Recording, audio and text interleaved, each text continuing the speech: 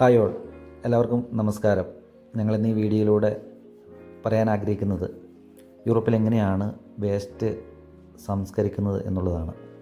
അതിനു വേണ്ടിയിട്ട് രാജ്യത്തിൻ്റെ ഒരുപാട് കമ്പനികൾ പ്രവർത്തിക്കുന്നുണ്ട്.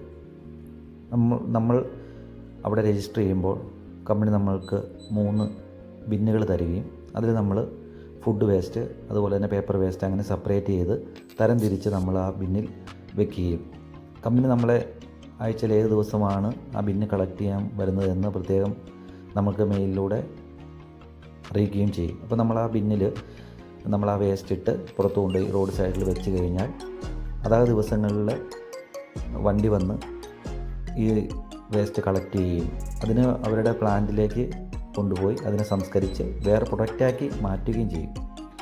ഇത്തരത്തിൽ നമ്മുടെ രാജ്യത്തും ചെയ്യുകയാണെങ്കിൽ നമുക്ക് ഈ മാലിന്യത്തെ വളരെ നന്നായിട്ട് സംസ്കരിക്കാനും അതിൽ നിന്ന് മറ്റൊരു പ്രൊഡക്റ്റ് ഉണ്ടാക്കി അതിൽ നിന്ന് വരുമാനം കണ്ടെത്താനും എല്ലാം സാധിക്കും. ഇത്തരത്തിലാണ് ഇവിടുത്തെ ഓരോ കമ്പനികളും പ്രവർത്തിക്കുന്നത്. അതിൽ നിന്ന് മറ്റു പ്രൊഡക്റ്റുകൾ ഉണ്ടാക്കി അതിനെ വളരെ നന്നായി അവർ ഉപയോഗിക്കുന്നു.